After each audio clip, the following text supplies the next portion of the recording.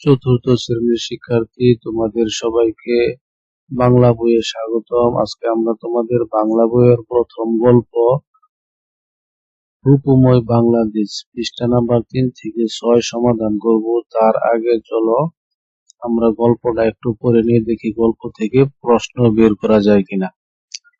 রূপময় বাংলাদেশ কত সুন্দর আমাদের এই দেশ, কত সুন্দর দেশের প্রকৃতি। দেশের চারদিকে সবুজের সমারোহ, সবুজ গাছপালা, ফসলের ক্ষেত, গাছে গাছে কত রঙের ফুল ফল। এদেশের প্রকৃতি এক এক সময় এক এক রূপে সাজে। গ্রীষ্মে মাঠঘাট পেটে চৌচির হয়ে যায়। তাহলে গ্রীষ্মের সময় কি হয়? মাঠঘাট ফেটে যায়। এ সময়ে পাওয়া যায় আম, জাম, কাঁঠাল, লিচু। তাহলে আম, জাম, কাঁঠাল, লিচু কখন পাওয়া যায়? গ্রীষ্মেতে। বর্ষা, নদী নালা পানিতে ভরে যায়। এ সময় ফুটে কদম, কেয়া, দুলন চাঁপা। তাহলে কদম, কেয়া, দুলন চাঁপা কখন ফুটে? বর্ষাতে। শরতের আকাশে সাদা মেঘ তুলোর মতো বেশি বেড়ায়। এ সময় নদীর তীরে সাদা কাশফুল দেখা যায়। তাহলে সাদা কাশফুলও কখন হয়? বর্ষাতে। এরপর হেমন্ত, ধান পাকে। ধান পাকে কখন? হেমন্তে। সোনালী ধানে মাঠ ভরে যায়। শীতকালে উত্তরে ঠান্ডা হাওয়া বয়। তাহলে ঠান্ডা হাওয়া বয় কোন দিকে? উত্তরে। গাছের পাতা ঝরে। এরপর শিমুল, পলাশ, কৃষ্ণচূড়া ফুল নিয়ে আসে বসন্ত। তাহলে বসন্ত থেকে কি আসতেছে? শিমুল, পলাশ, কৃষ্ণচূড়া। কোকিল কুহু কুহু ডাকে। এভাবে 6টি ঋতু একের পর এক আসতে থাকে। বাংলাদেশের প্রকৃতির আরেক সৌন্দর্য এর নদী। তাহলে বাংলাদেশের সৌন্দর্য আরেকটির নাম কি? নদী। এইভাবে গল্পটি তোমরা পড়ে নিবে। চলো আমরা প্রশ্ন দেখি। দেখো 1 নং প্রশ্ন, শব্দ মিল করতে বলছিল। প্রথম শব্দটা হবে কি? প্রকৃতি, পরিবেশ। তুমি এইগুলি না দিলেও চলবে বা দিলে আরো ভালো। তোমার মূলত দরকার এই মোটাগুলি।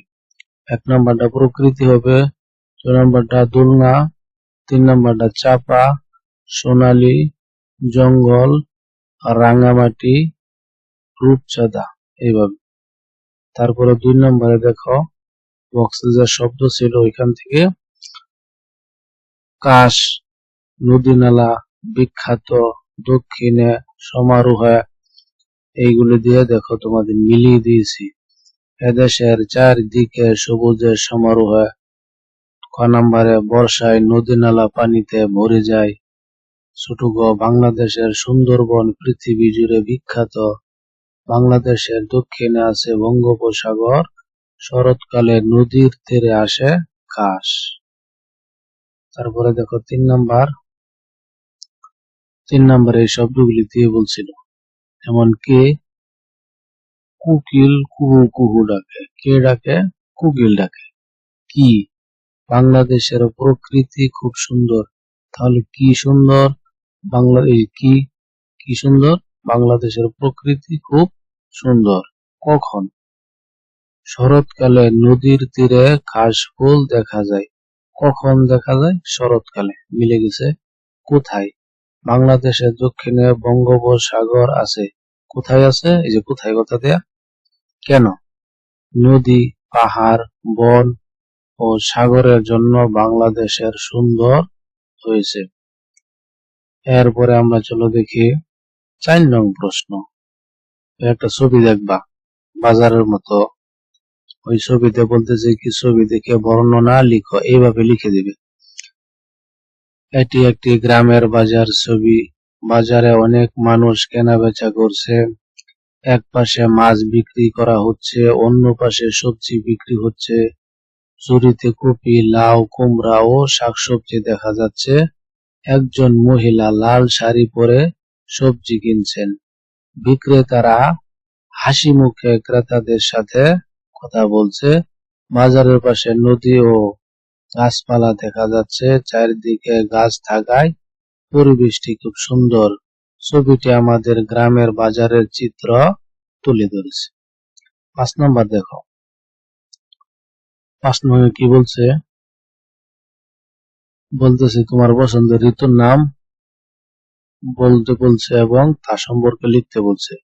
যেমন অনেকে অনেকটা দিবে, বসন্ত দিতে পারে, বর্ষাও দিতে পারে, গ্রীষ্মও দিতে পারে। তুমি যেমন বসন্ত দিলা, এই বসন্ত তোমার পছন্দের কারণ কি এটুকু লিখবে।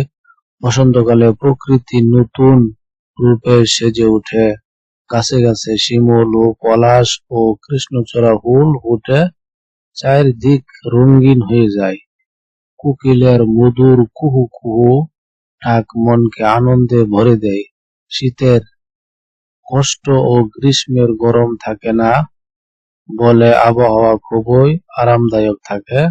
বসন্তকালে মানুষও আনন্দিত থাকে এবং নানা উৎসব পালিত হয়, তাই বসন্তকাল আমার সবচেয়ে প্রিয় ঋতু। এইভাবে তুমি লিখে ফেলবে। আগামী পর্বে আমরা পার্ট 2 দেখব। সে পর্যন্ত ভালো থাকো এবং সেই ভিডিওটি পাওয়ার জন্য চ্যানেলটি সাবস্ক্রাইব করে রাখো। ধন্যবাদ।